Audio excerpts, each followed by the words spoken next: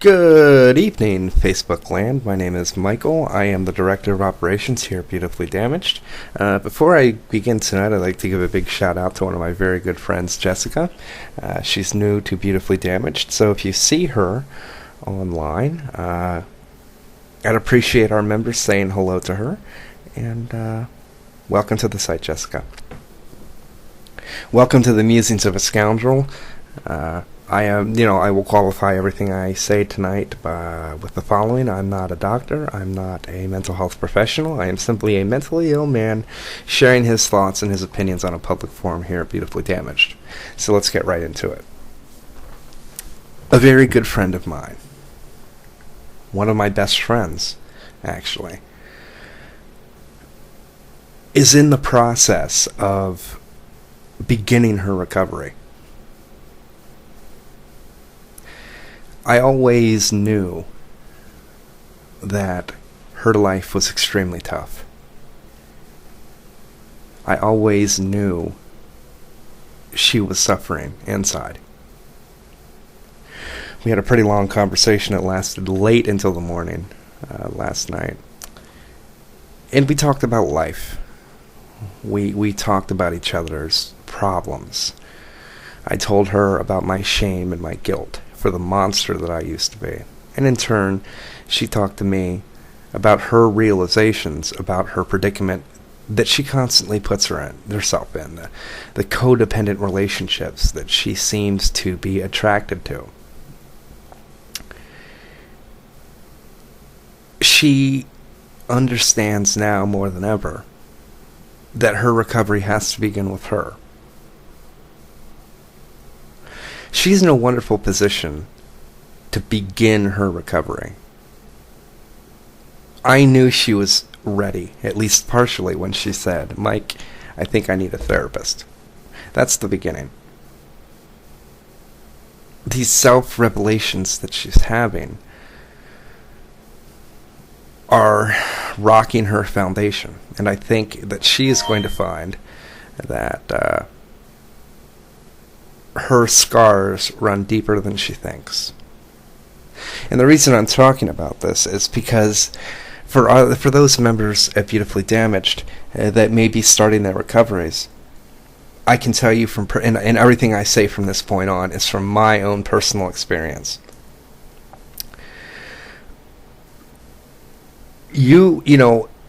People ask me all the time, when did my recovery begin? I don't know when it began. I know when it started. I know when I remember that there wasn't a particular day where, my brain clicked and said, you know what, let's start our recovery. It didn't work like that. It was much more gradual. It was a slow progression of feelings and medication. I didn't get myself into any codependent relationships with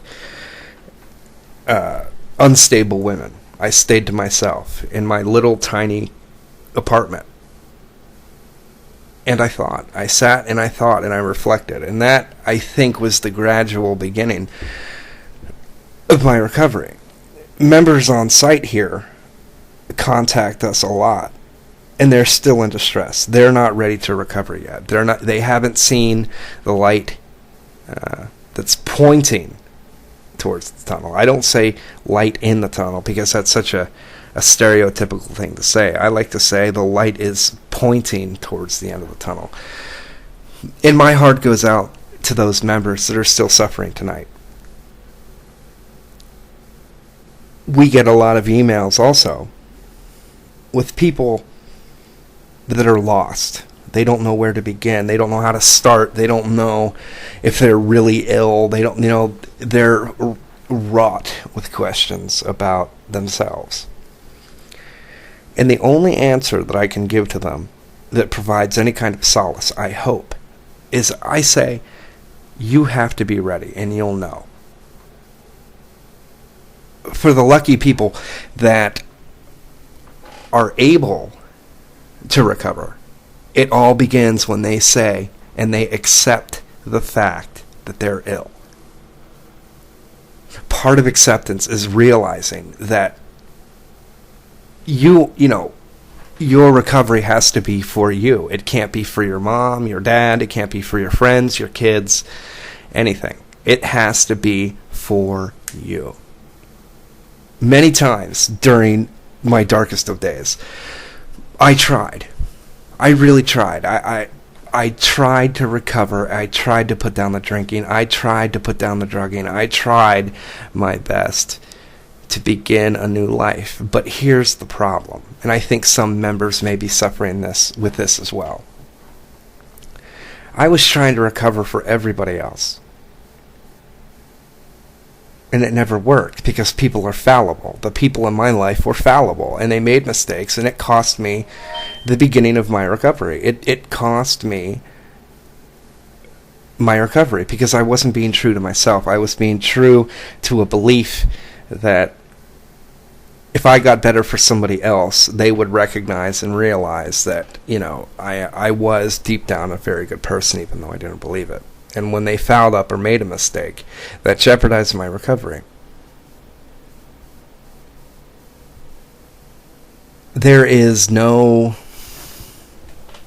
thermometer for recovery. There really isn't. For me, it's a slow, gradual process of coming out of that darkness, one step at a time. And I said many times in my blogs and in my musings that it's taken 6 years to get to this point, and I'm just beginning. The emotional growth that stopped when I was a baby is beginning all over again. Back to my friend. I think that people have to have a realistic view of recovery. I didn't want to lie to my friend. I told her bluntly, this will be the hardest fight of your life. I think mentally ill people have to, some mentally ill people have to take a dose of reality. They think, they'll get into therapy, they'll get on meds, and everything will be hunky-dory, everything will be fine. It doesn't work like that. Anybody that tells you they've recovered and their recovery was easy, you just go to therapy, the very stereotypical things that many people say. Oh, yeah, I got into therapy, it was great, and, I got right through it, and now I'm happy. Bullshit. Recovery is painful. It is physically painful. It is emotionally painful. It is the hardest thing that mentally ill people will have to face because they're facing their demons. They're facing the very part of themselves that they hid because of shame and because of guilt and because of anger and because of anguish and sadness. The wide range of emotions that we feel, we hide.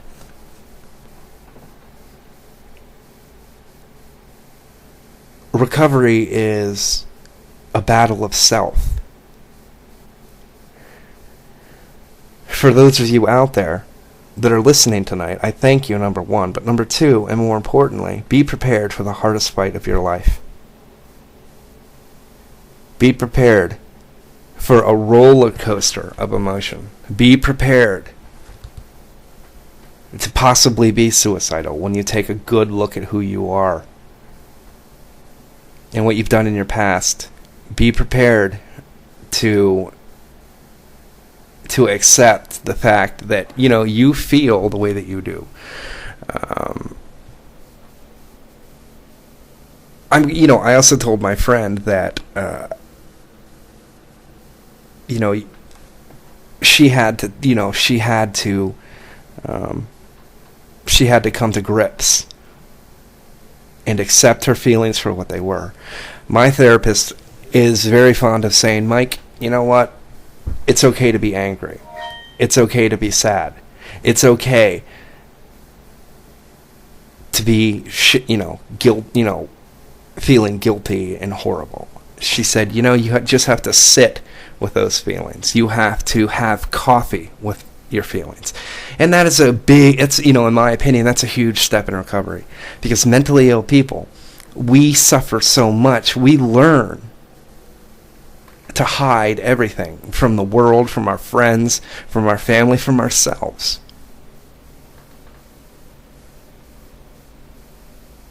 What I'd like to say to our members that are in the beginning stages of recovery, allow yourself to feel. Take it from personal experience that it is okay to feel angry and shameful and sad and lonely. These are all human emotions that the God of your understanding has given you to experience. Just don't let those feelings that you're having coffee with overwhelm you and put you into a depression. Sit with your feelings. Have coffee with them. Accept them for what they are. Allow yourself to feel again. Our recoveries begin with us.